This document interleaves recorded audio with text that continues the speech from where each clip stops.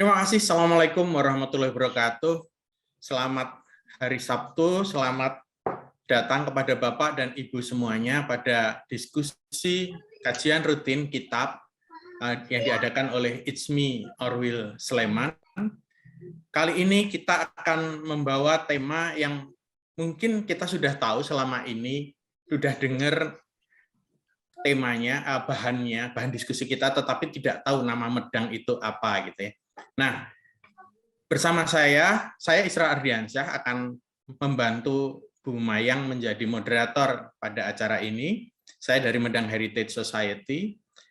Bersama kita telah hadir pembicara kita untuk sesi ini adalah Dr. Budiono Santoso. Beliau dokter yang banyak di pengalaman internasional, pernah di WHO, di programnya EDB juga, kemudian di dunia clinical pharmacology, gitu, farmakologi klinik, beliau cukup dikenal di level dunia. Jadi kita bertemu seorang saintis yang membanggakan kita.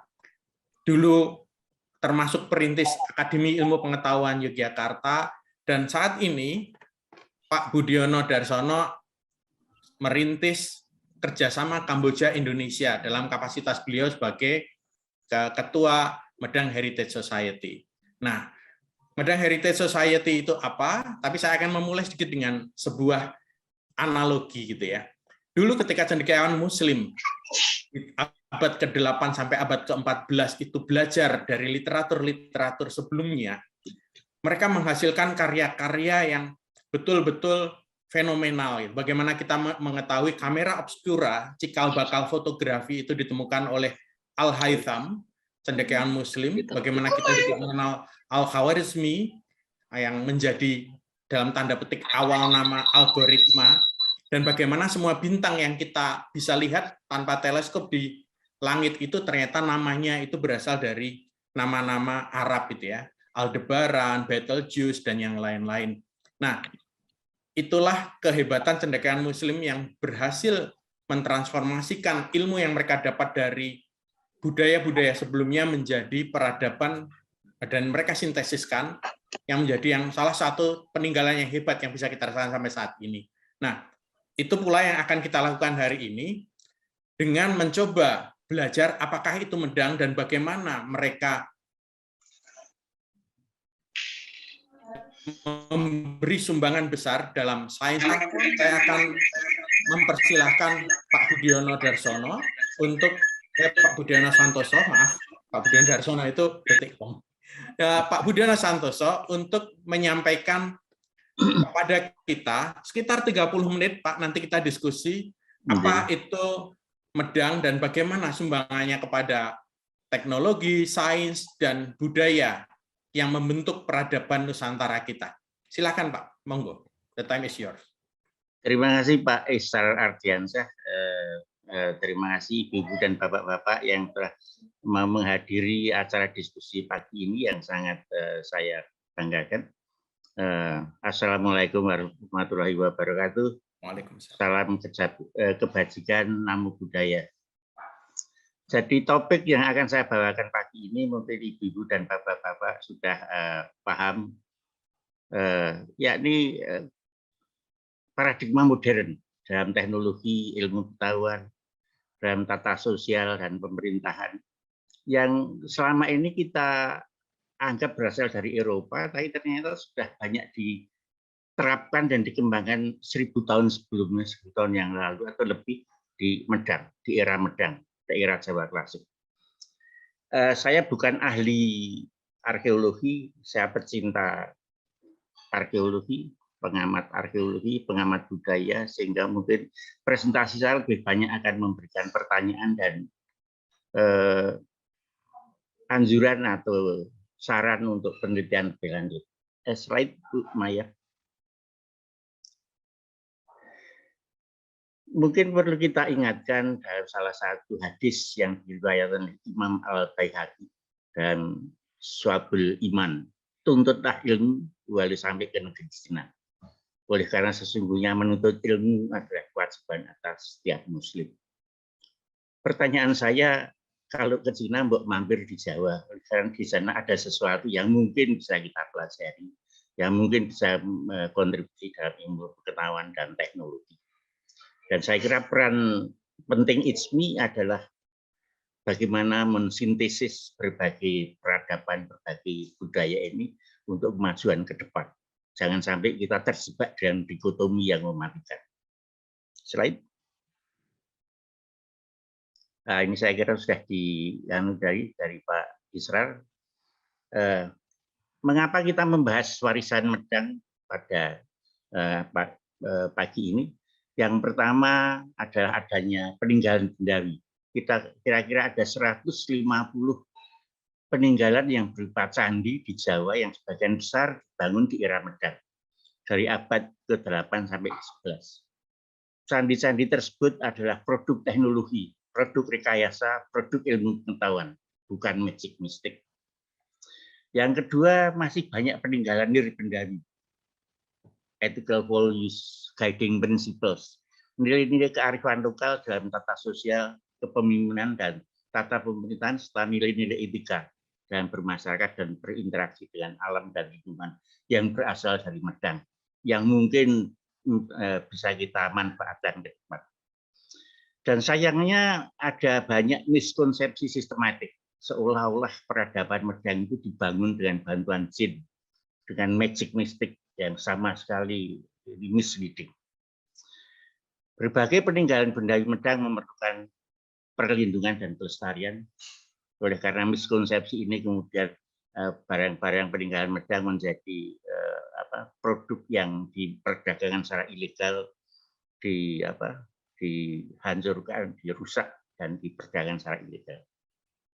Dan terakhir, banyak paradigma baru di abad 21 ini yang semuanya kita anggap berasal dari Eropa, yang sebenarnya telah dikembangkan, diterapkan di era Medang.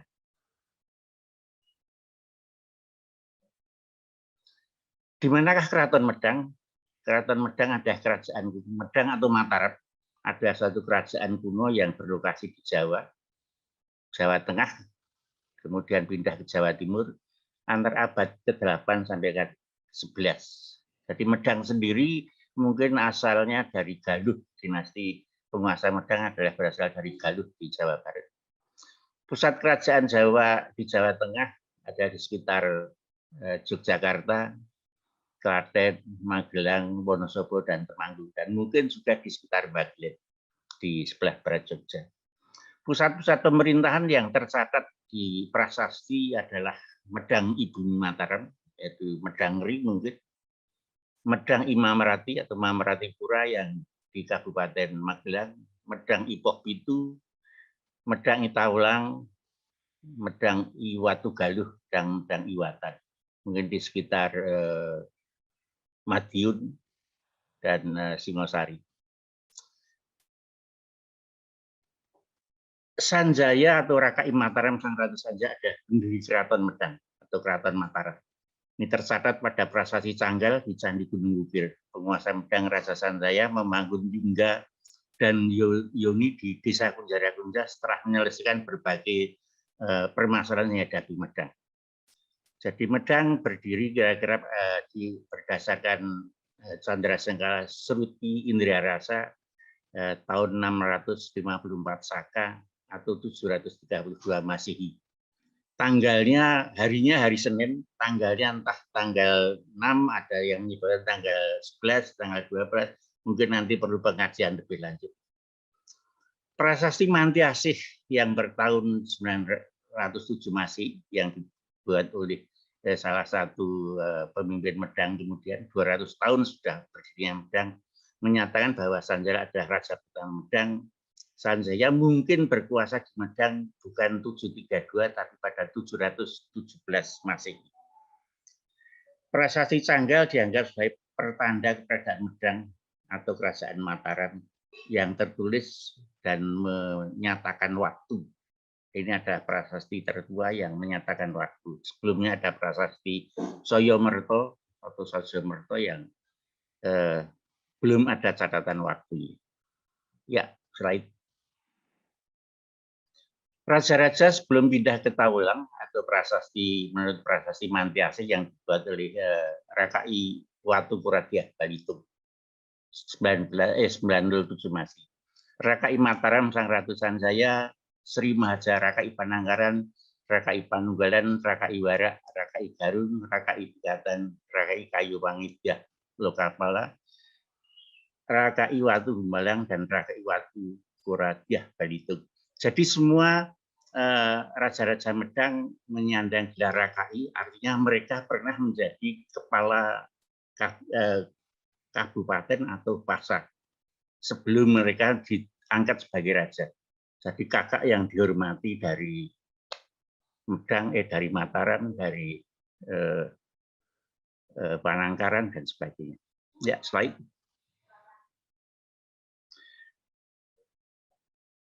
Pemimpin Medang mempunyai visi jauh ke depan. Hanya kira-kira 7 tahun sejak berdirinya Kadatuan Medang atau Mataram, mereka memutuskan membangun arsitektur kolosal yang bisa bertahan ribuan tahun.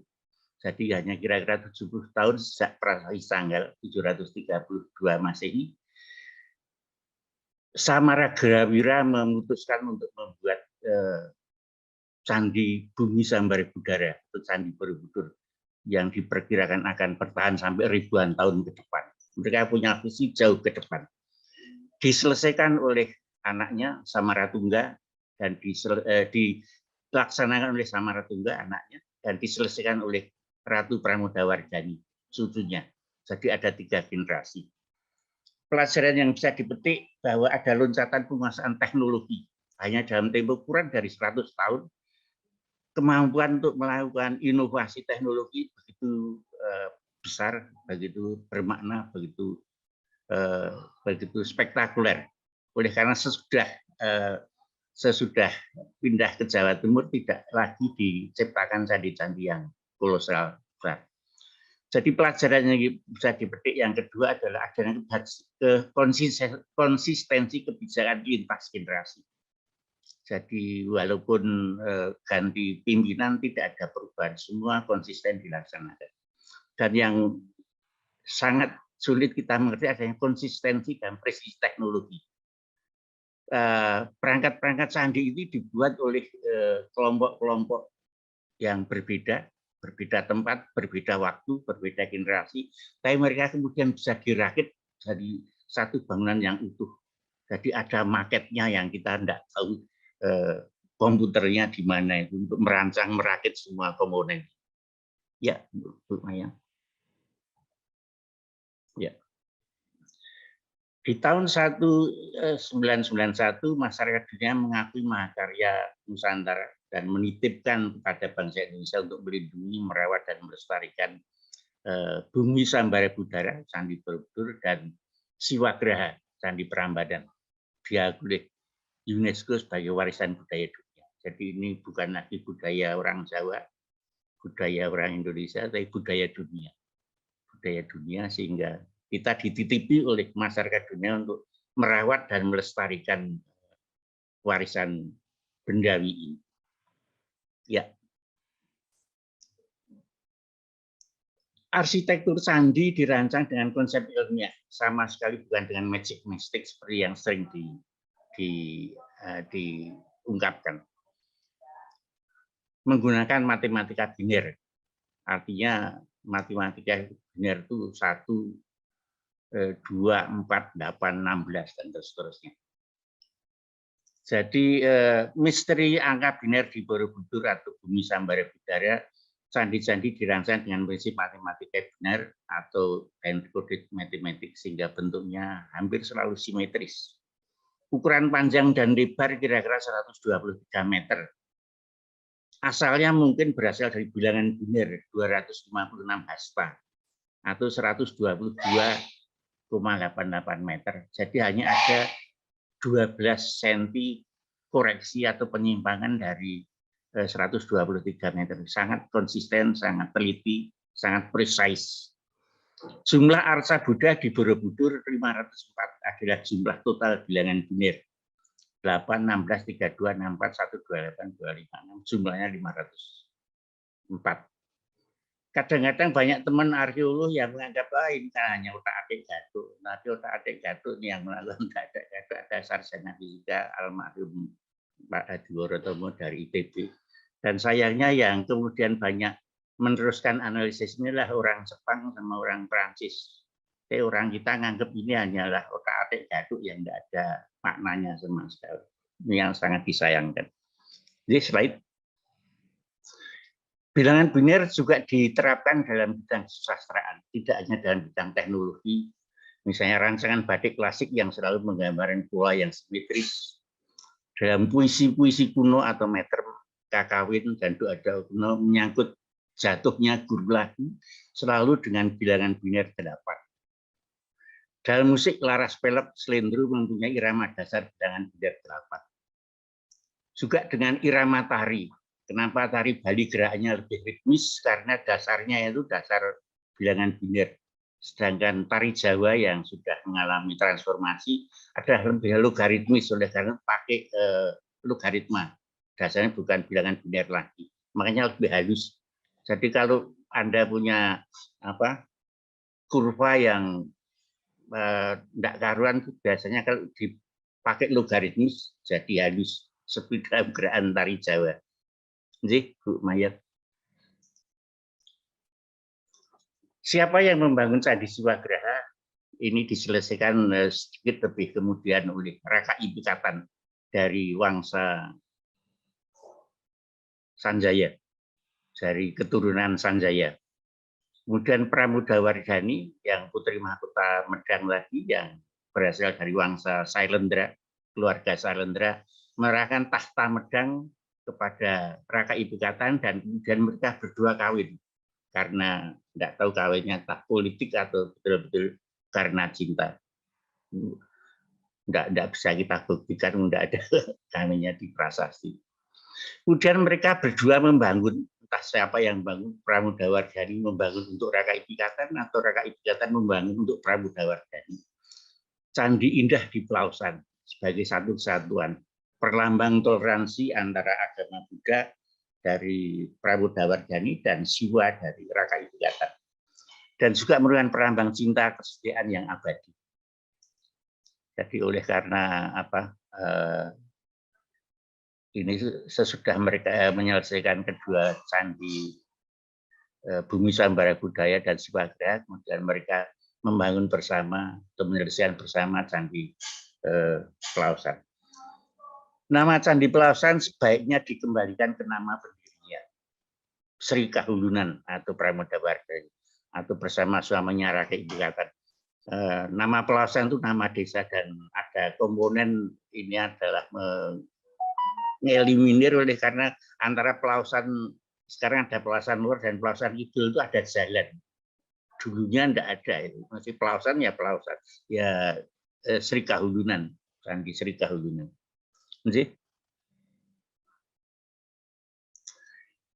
Untuk bidang teknologi kelautan dan di era Medang ini menurut Profesor Umar Amguryo ini ada kapal-kapal Medang, kapal-kapal Cadik dari Medang yang ada di wilayah Borobudur.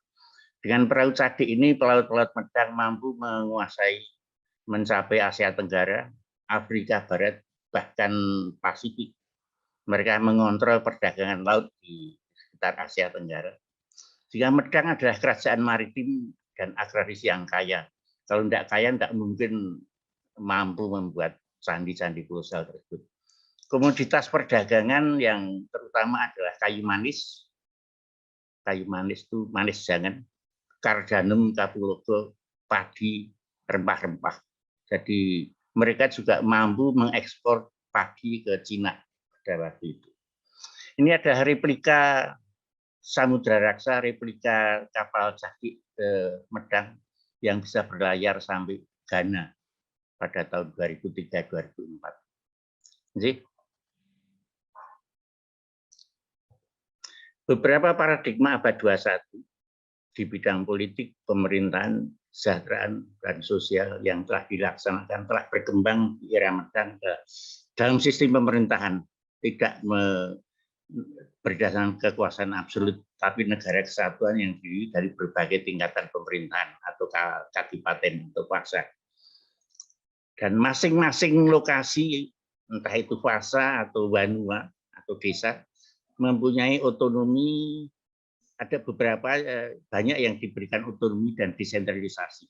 Jadi SIMA itu merupakan daerah otonomi yang dibebaskan dari pajak, tetapi diberi tugas misalnya memelihara sumber air, memelihara tempat peribadatan, dan lain-lain.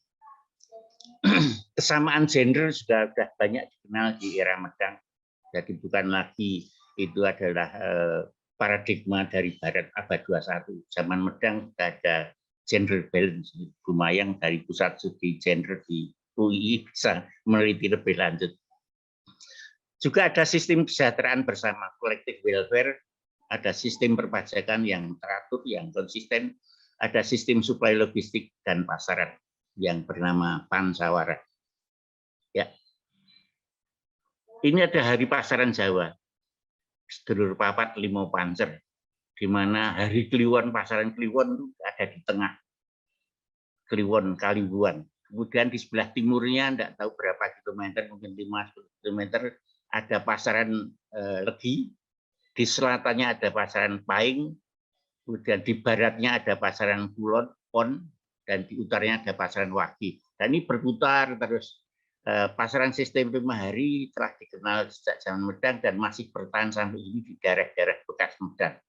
Jadi ini adalah sebagai salah satu ekspresi guiding principles sedulur papat limo pancer. Saya tidak tahu maknanya apa, tapi ibu apa lokasinya di sana.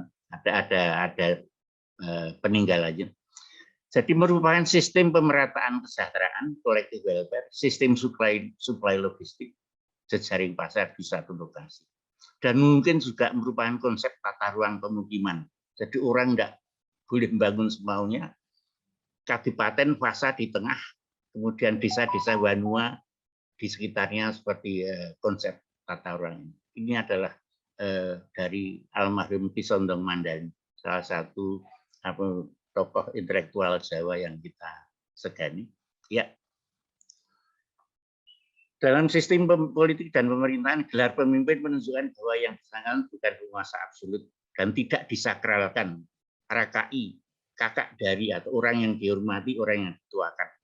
Baru kemudian setelah RKI, kalau dia diangkat jadi raja, ada gelar raja. Kerajaan mungkin lebih merupakan federasi atau negara kesatuan, bukan monarki absolut.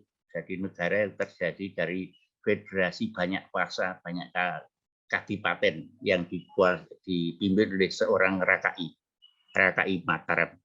Ini Sanjaya RKI Mataram. Jadi, slide. Salah satu paradigma people focused leadership adalah filsafat kepemimpinan dalam Hasta Brata. Ya ini asalnya mungkin bukan hanya dari Medang, tapi dari Hindu. Bahwa 8 perilaku kepemimpinan harus seperti bumi yang memberi makan penghuninya, harus seperti air mengalir seperti air, harus seperti angin, seperti bulan yang indah, seperti matahari yang memberikan kehidupan, seperti samudera yang menampung semua aspirasi, walaupun tidak semuanya positif, banyak kontaminasi, harus seperti gunung teguh dan harus seperti api decisive. Jangan ragu-ragu. Ini ada satu filsafat yang mungkin masih juga relevan sampai sekarang dan menurut paradigma Barat abad 21 ada people focused leadership. Jadi kepemimpinan yang berfokus pada masyarakat. Jadi, paradigma dalam tata pemerintahan, otonomi dan desentralisasi telah dimulai dan dikenal di era Medang. Ada daerah perdikan yang bebas pajak, tapi kewajiban-kewajiban lain misalnya dalam memelihara tempat ibadah atau sumber air. Beberapa perdikan yang tercatat dalam prasasti ada Manti Asih di Matesih, Magelang, Hampra di Salatiga, Kampak di Surabaya, di Baglen, Purbalingga, Grobogan. Dan pada waktu upacara peresmian SIMA atau daerah perdikan ini,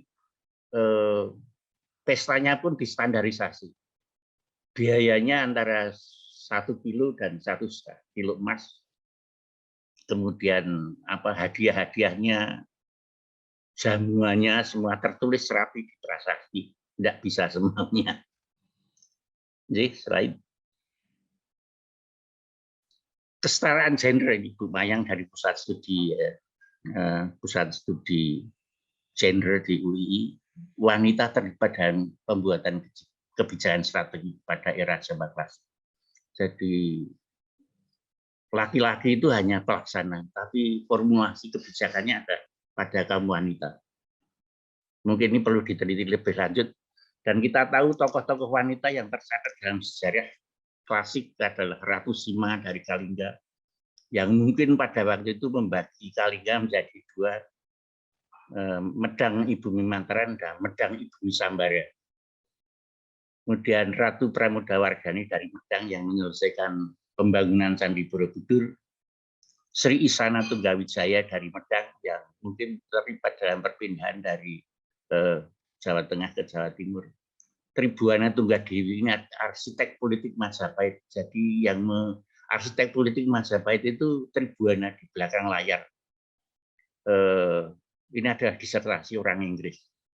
Jadi Queen Victoria of the East. Dia disamakan dengan Queen Victoria di Timur. Ada gambaran Dewi Tara di Candi Tara Bawah, di Candi Kalasan. Candi yang sangat indah, double di sana. Siapakah Dewi Tara? Dewi Tara adalah gambaran seorang wanita, tokoh wanita yang pada waktu itu menyelesaikan pembangunan pemukiman di sekitar Prambanan, sekitar kawasan, sesudah ada bencana Merapi. Jadi mungkin ini adalah istri dari Raka Ipanangkaran. Tapi bisa dikaji lebih lanjut. Dalam bidang pertanian, irigasi, dan produksi pangan, pertanian sudah berkembang, baik pertanian lahan basah, lahan kering, sistem pengairan dan irigasi juga sudah berkembang. Kemudian perkiraan titik mongso dan petanggalan dipakai dalam pertanian, misalnya dengan lintang waluku, lintang gubuk penceng, produksi pertanian melimpah dan bisa menjadi supplier padi serta rempah-rempah di Asia. Kita tidak impor. Garam aja kok sekarang impor. Ya. Ini adalah salah satu hipotesis dari mana asal kota Medang. Ini dari almarhum Pak Adi Wartomo, Medang adalah singkatan di Madyaing. Ini adalah masih hipotesis, belum bisa dipastikan. Center point. Jadi memang kalau diganu dengan GPS kelihatan Medang lokasinya ada di tengah-tengah. Tapi ini dari Pak Novo, Medang dikatakan ada berkaitan dengan pohon Medang. Tapi pohon Medang, sisa-sisa pohon Medang tidak pernah ditemukan di lokasi kedatuan Medang. Jadi catatan penting dari Medang, peradaban budaya Medang didasarkan atas konsep keilmuan, logical framework, dan tidak atas konsep magic mystic seperti yang sering digembar-gemborkan. Diperlukan penggalian dan pengkajian multidisiplin, lintas disiplin ke depan dalam konteks teknologi dan ilmu pengetahuan tradisional. Masih banyak warisan budaya dan teknologi lain dari Medang yang memerlukan pengajian sistematik, dan informasi tentang sejarah dan peradaban Medang perlu disebarluaskan dalam masyarakat, terutama generasi muda, untuk memupuk rasa percaya diri bahwa nenek moyang kita adalah bangsa yang besar, untuk membangun etos budaya, etos semangat, memotivasi semangat berkarya, dan semangat pluralisme. Apa yang bisa dilakukan ke depan? Ada beberapa hal. Jadi mungkin perlu dilakukan kajian antar disiplin, interdisiplin mengenai era Medang dan Jawa Klasik. Publikasi mengenai Medang atau Mataram, mungkin Badan Penelitian Masyarakat Sejarah Warisan Medang oleh Pak Novo Windarto nanti mulai menerbitkan publikasi-publikasi mengenai Medang atau Mataram. Peringatan sejarah berdirinya Kerajaan Medang dipakai sebagai peringatan Hari Budaya Nusantara sebagai catatan tertua dalam sejarah. Entah nanti 6 Oktober, 11 Oktober, atau 28 Oktober ada banyak tanggalnya. Tapi hari Senin bulan Oktober adalah berdirinya Lingga dan Yoni di Prasasti Canggal. Saya mengimpikan adanya Sendratari, Pramodawardhani, dan Rara Ikatan. Cerita mereka abadi lewat ribuan tahun. Raka Ikatan sebelum meninggal dia mengasingkan diri sebagai pendeta, pendeta, jadi enggak pernah kawin lagi. Ini adalah ungkapan cinta yang abadi dari kedua makhluk Megdan. Dan publikasi buku mengenai tokoh-tokoh perempuan Kera Jawa dan Nusantara Klasik. Ya, seperti Pramodawardhani, kemudian Ratu Sima, sampai ke Ratu Malahayati, pemimpin Panglima Angkatan Laut Aceh yang menghancurkan beberapa kapal Belanda. Jadi, terima kasih. Mohon maaf kalau ada kekeliruan dari saya. Wassalamualaikum warahmatullahi wabarakatuh. Waalaikumsalam warahmatullahi wabarakatuh. Terima kasih sekali Pak Budiono atas pemantik diskusinya. Kepada Bapak, Ibu, Saudara yang akan bertanya kepada Pak Budiono, silakan boleh menulis di chat atau open microphone, Bu Dr. Mayang. Kita nanti buka mic-nya siapa yang akan tanya, silakan raise hand, atau kalau akan bertanya silakan chat ya. Oh, ada Pak Akbar Susanto, Ketua ICMI Orwil Sleman. Selamat pagi Pak Akbar, raise hand. Monggo Pak, langsung saja. Terima kasih Pak Israr, Pak Budiono. Menarik sekali ya diskusinya gitu. Dan saya kira semangatnya luar biasa bahwa kita itu harus mengungkap hal-hal yang ilmiah semacam tadi itu, daripada kemudian selama ini kan kita ditutupi dengan aneka mitos-mitos gitu ya, mitos-mitos satu malam, lalu kemudian anak menantapkan lidi lalu terjadi apa gitu ya. Nah, yang sejarah-sejarah semacam ini sayangnya emang nggak banyak terungkap gitu ya. Saya tidak tahu harus dari mana, tapi saya kira yang dilakukan oleh Komunitas Medang itu sangat bagus ya, sangat layak untuk diapresiasi gitu ya. Katakanlah di Jogja saja itu kan banyak bekas-bekas candi, banyak bekas apa yang itu ada pola-pola tertentu gitu. Itu luar biasa teknologinya pada waktu itu gitu ya. Jadi saya tidak punya pertanyaan khusus gitu, tapi saya merasa bahwa sangat terpanggil, menarik sebenarnya untuk digali gitu ya. Betul gitu Pak Budiono. Jadi matur nuwun Pak Akbar yang bisa saya tanggapi langsung. Justru permohonan saya ke ICMI adalah bagaimana ICMI bisa menjembatani ini.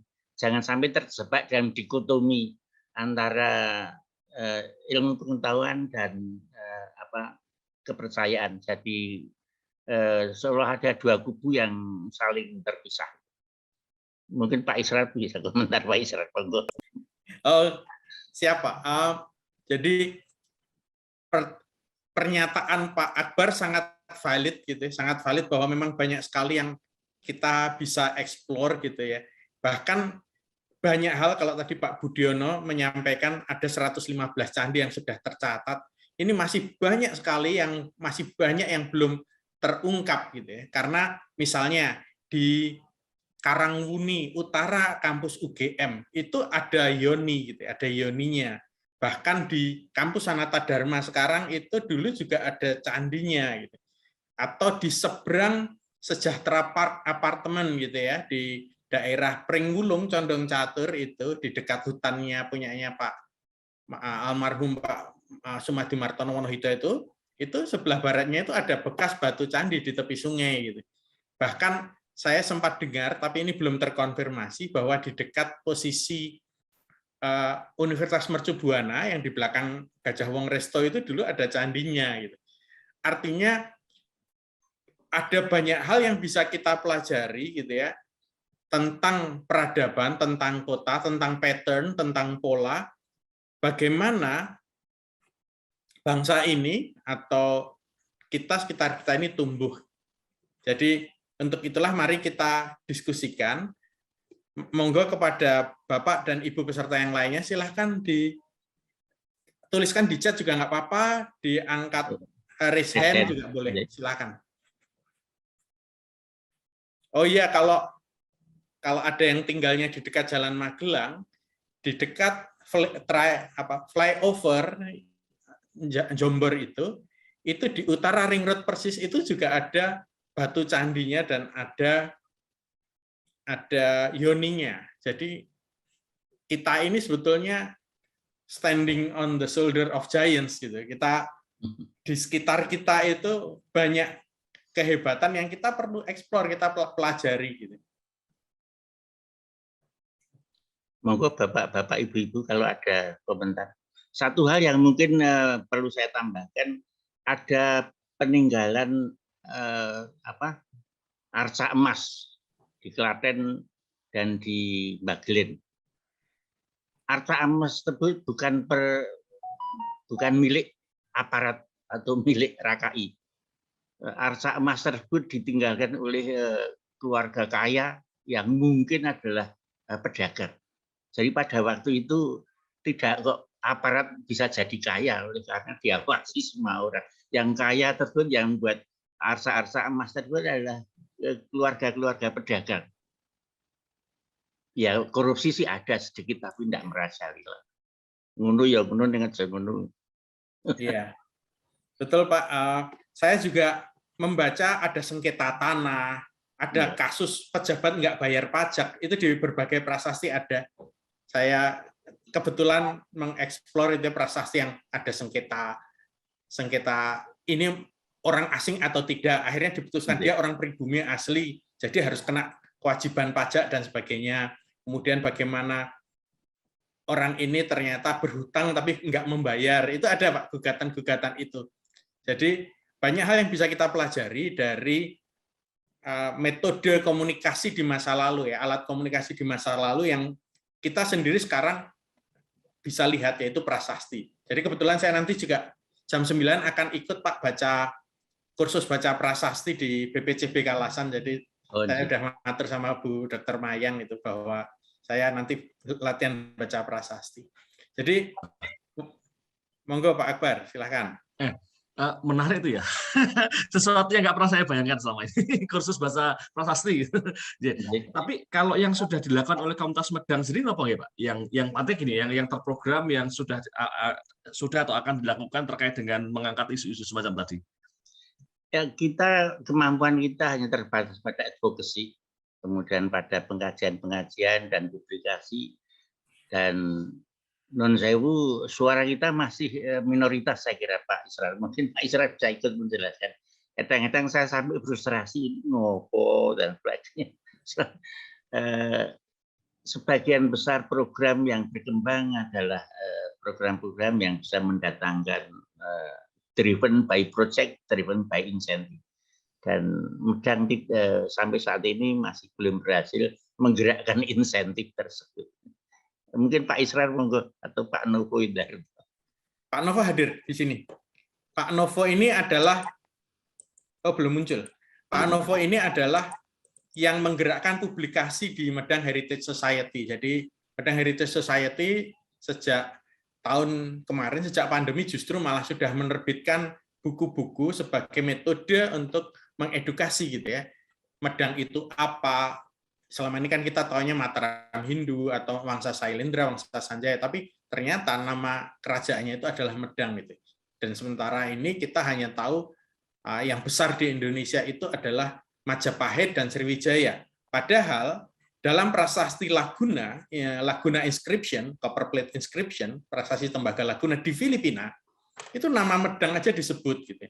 Jadi monggo nanti kalau akan mencari referensi bagaimana kata-kata yang dulu diucapkan nenek moyang kita itu terdengar, itu ada di prasasti Laguna. Ada kata tatapi, ada namun, ada Sanghyang, ada kakaknya, makanya, itu ada di prasasti Laguna tahun 900-an Masehi.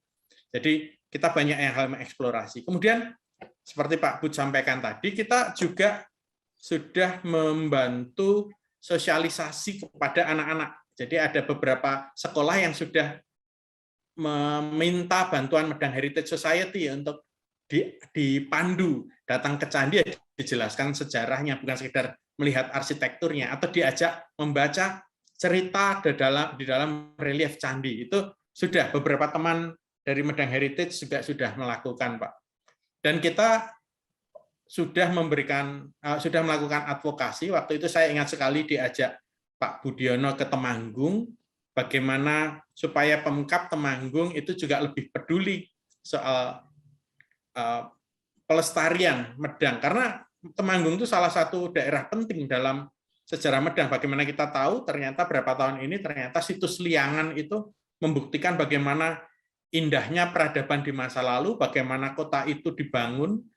Jadi kita lihat ada jalan yang masih awet sampai hari ini, kemudian candi-candinya kalau kita lihat itu kota, bahkan ada padinya, gitu, ada padi sekamnya yang berupa arang. Kemudian juga bagaimana ternyata penemuan situs Liangan itu sangat berguna untuk mengungkap bagaimana aktivitas vulkanisme Sindoro di masa lalu dan apa saja spesies yang ada di masa lalu. Jadi misalnya teman dari Fakultas Kehutanan namanya Widiantno itu menemukan bahwa kayu yang gosong karena letusan Sindoro itu dari pohon puspa. Jadi kita sudah tahu hari ini bahwa puspa itu adalah tanaman endemik khas Indonesia, puspa, atau nama botaninya Schima wallacei. Begitu Pak Akbar. Mungkin ada ibu-ibu dan bapak-bapak yang akan tanya lagi. Satu hal yang ingin saya usulkan, mungkin ada pusat studi gender di UII, bisa enggak tokoh-tokoh perempuan era Jawa klasik, era sampai ke Aceh dan ini ditulis. Mungkin satu tokoh satu halaman sudah cukup memperkenalkan mereka. Ratu Sima, Pramodawardhani, mereka menggunakan mereka lakukan meninggalkan peninggalan yang sampai sekarang masih kita nikmati. Saya pribadi kalau penulisan novel Jawa saya tidak terlalu banyak makan waktu, akan menulis meneruskan pesan Raka Isanjaya, Raka I Mataram Sang Ratu Sanjaya. Jadi isi dari prasasti Canggal itu secara lengkap mungkin tidak banyak diketahui orang. Isinya apa? Padahal isinya di situ tuntunan filosofi semua, guiding principles, ethical values yang tidak berkaitan selamanya dengan agama, tapi dengan cara bagaimana berinteraksi dengan antar sesama, dengan alam sekitar dan sebagainya. Dan ada lagi bagaimana dalam tanda petik rakyat menggugat pemerintah itu ada juga dalam sejarah Medang, Pak. Bagaimana prasasti air Pulian 788 Saka itu ada ditemukan di daerah desa KKN saya itu di Mbulu, Temanggung dulu waktu itu, di Glapansari. Itu air Pulian itu ditemukan tim KKN kami, Pak, itu sudah dibaca ternyata. Saya juga baru tahu berapa bulan yang lalu bahwa itu sudah dibaca, dan di situ ceritanya adalah ada desa Perdikan Sima yang memprotes keputusan pemerintah untuk menetapkan pajak lagi pada daerah Sima. Nah, setelah gugatan itu ternyata dimenangkan oleh desa air Pulian itu, diputus oleh hakim dalam tanda petik atau pengadil yang bernama Pulau Watu. Nah, kita kan tahu ya ada Pulau Watu yang di utara Turi itu ya, di utara Pakem ya, dekat Pakem Pulau Watu. Itu bisa jadi toponimi ini menarik gitu. Salah satu impian saya juga sebenarnya bekerja sama dengan berbagai pihak untuk kreasi sendera tari Pramodawardhani Raka Ibikatan, lambang cinta yang abadi. Jadi yang kita punya sekarang sendera tari Ramayana itu kan menggambarkan konflik antara Sinhala sama Dravida di India Selatan sama Sri Lanka. Kita sendiri punya kisah yang sangat indah kok tidak ada yang menggarap. Mungkin mohon ibu-ibu dan bapak-bapak yang berminat pada sendratari pada performing arts bisa bekerja sama menggalang untuk sendratari Pramodawardhani dan Rakyat Ibrata. Dan dari prasasti-prasasti juga makanan sehat itu juga ditulis di Medang, Pak, bagaimana ada kata skul ginyung, nasi kelapa, nasi urap, kuluban, itu kan ada itu kata-kata itu di prasasti. Yang nggak bisa diterapkan sekarang adalah dendeng celeng. Oh iya. Dendeng celeng. Itu ya istilah ya, dendeng celeng, betul. Ada. Monggo, Bapak Ibu yang lain akan bertanya. Waktu kita ini udah 6.32. Yono, itu di Jepara itu beberapa waktu yang lalu itu ditemukan semacam pemakaman Ratu Sima. Jadi nggak tahu itu kebenarannya bagaimana. Tapi di sana itu ada beberapa kali dulu waktu saya masih kecil pun ditemukan kayak barang-barang peninggalan Ratu Sima seperti perhiasan, mainan dan sebagainya. Dan tokoh-tokoh di sana memang seperti Ratu Sima, Ratu Kalinyamat itu banyak cerita-cerita yang luar biasa, cuman secara referensi mungkin Pak ya itu masih belum banyak yang kami temukan. Jadi mungkin ini sangat menarik sekali dan nanti bisa menjadi sebuah pelengkap saya rasa ya, untuk melengkapi cerita-cerita seperti itu. Di sana itu namanya Kecamatan Keling. Nah itu yang dulu disebut Palingga itu. Ya, toponiminya menarik gitu. Itu bagus sekali dan sekarang sudah mulai menjadi tempat wisata baik pertapaan Mbah Ratu Kalinyamat kalau orang sana mengatakan Ratu Kalinyamat yang dulu memerangi penjajah itu, lalu Ratu Sima dan sebagainya. Kalau Ratu Kalinyamat Ratu Kartini, Ibu Kartini mungkin sudah tidak asing ya, tapi kalau yang dua ini masih belum. Bahkan kami itu dari Jepara dan dari Dinas Pariwisata beberapa waktu yang lalu itu sudah sering memohon untuk menjadi pahlawan nasional, cuman sampai sekarang belum. Nah nanti mungkin dari ahli-ahli dari ISMI, Jogja ISMI, Jepara ISMI, mana-mana nanti bisa ini juga mengembangkan sejarah ini untuk kekuatan perempuan menjadi sebuah inspirasi bagi kami semua. Luar biasa Pak, bagus sekali dan ini masukan yang bagus sekali. Sedikit komen. Mungkin ini kebetulan Bu Solikun kan dari divisi pemberdayaan mungkin nanti bisa jadi satu program juga Bu Solikun. Artinya kita mengangkat sejarah terkait kesetaraan gender. Saya sendiri yang di UII juga artinya ini masih minim ilmu terkait dengan kesetaraan gender dari sisi historical, itu dari sisi artinya dari historical di Indonesia gitu kan ya, itu kan masih minim gitu kan Nah ini mungkin artinya kita bisa sosialisasi ya terkait dengan sejarah itu terkait kesetaraan gender. Saya kira juga perlu nanti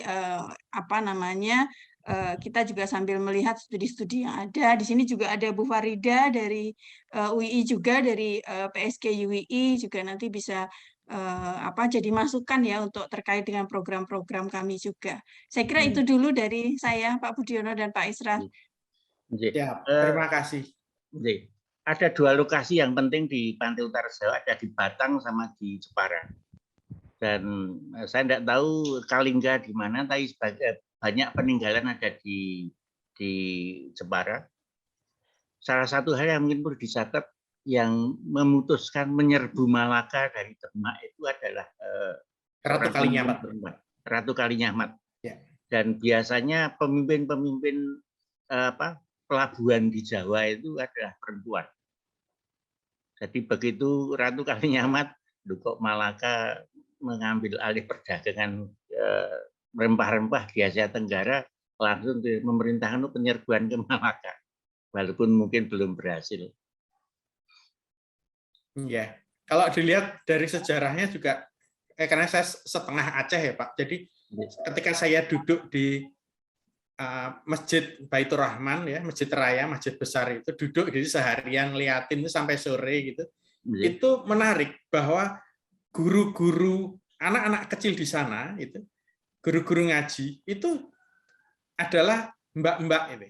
Jadi mereka yang membangun, mendidik generasi muda Aceh gitu. Dan saya tanya ke teman saya yang tinggal di sana, iya memang semua tengku saya dulu perempuan ya. Jadi guru-guru yang mendidik mereka, yang menyiapkan, bahkan ibu-ibu dalam buayan membangun semangat perlawanan terhadap penjajah itu dengan menyanyikan hikayat perang Sabe, Pak. Hikayat perang Sabil. Jadi bagaimana spirit itu dibangun pendidik itu oleh ibu gitu. Mungkin Pak Isra, saya kira perlu dicatat di Aceh sultan itu bisa. Oh iya, ada sultanahnya. Sultanah. Ya. Sedangkan di Jawa kan tidak boleh, oleh karena di Jawa lebih ke menganut monarki absolut. Ya. Jadi hak-hak perempuan di Aceh jauh lebih dijamin, walaupun kerajaan Islam. Yang membangun Angkatan Laut Aceh itu adalah Laksamana Malahayati. Ya, Bu Mayang, monggo. Mungkin kita sudah ini waktunya. Ya, oke, terima kasih. Tidak terasa kita sudah melampaui waktu kita, tetapi mudah-mudahan di waktu bermanfaat, waktu belajar kita, mudah-mudahan ya lewat tapi kita belajar banyak dari sini. Matur nuwun kepada Pak Akbar Susanto atas kesempatan kepada Medang Heritage Society untuk menyampaikan sedikit pemantik diskusi. Matur nuwun kepada Bu Dr. Mayang. Terima kasih kepada Bapak dan Ibu yang telah setia menemani sampai akhir ini. Sebelum kita tutup, mungkin Pak Budiono akan menyampaikan 1-2 patah kata. Ya, saya terima kasih sekali atas kesempatan ini oleh IJMI Orga Sleman. Ya, kita bisa bertukar pikiran, bertukar wawasan mengenai sejarah klasik Jawa atau Nusantara. Matur nuwun. Sebelum tutup mungkin akan bagus kalau nanti mungkin habis Lebaran lah gitu. Nanti kita siapkan agenda semacam mungkin webinar gitu siang hari yang segmennya itu justru untuk terbuka, untuk yang lebih ke umum, mungkin dengan bahasan dengan judul yang lebih menarik itu. Mungkin saya kira bagus, mungkin Medang bareng-bareng dengan IJMI kita bikin seminar. Intinya lah bahwa hal-hal semacam ini harus kita ungkap gitu. Seminar yang semacam itu mungkin bagus nanti kita ajak teman-teman lebih banyak gitu. Insyaallah. Ya, sedikit usul tema Pak, belajar dari peradaban masa lalu untuk memajukan peradaban masa depan. Jadi terinspirasi bagaimana cendekiawan Muslim itu merujuk filsafat Yunani yang membuat mereka sangat maju itu, Pak. Itu seperti itu. Kita bisa mereplikasinya. Insya Allah kita bisa jadikan nanti satu arah dengan diskusi kita yang kita pengen membahas tentang Islam, ilmu dan peradaban, dan saya kira masih bisa tadi itu betul kita bahwa belajar dari masa lalu gitu ya, bahwa ilmu di masa lalu pun harus diungkap gitu. Saya kira bagus sekali. Insya Allah nanti kita bisa satu arah itu. Insya Allah. Terima kasih sekali. Terima kasih. Bapak, Ibu, Saudara, matur nuwun sangat. Kita akhiri acara ini. Assalamualaikum warahmatullahi wabarakatuh. Waalaikumsalam. Matur nuwun sangat Pak Budiono, Pak Matur Israr. nuwun Pak Budiono, matur nuwun Pak Israr, matur nuwun Bapak Ibu semuanya. Matur nuwun. Matur nuwun.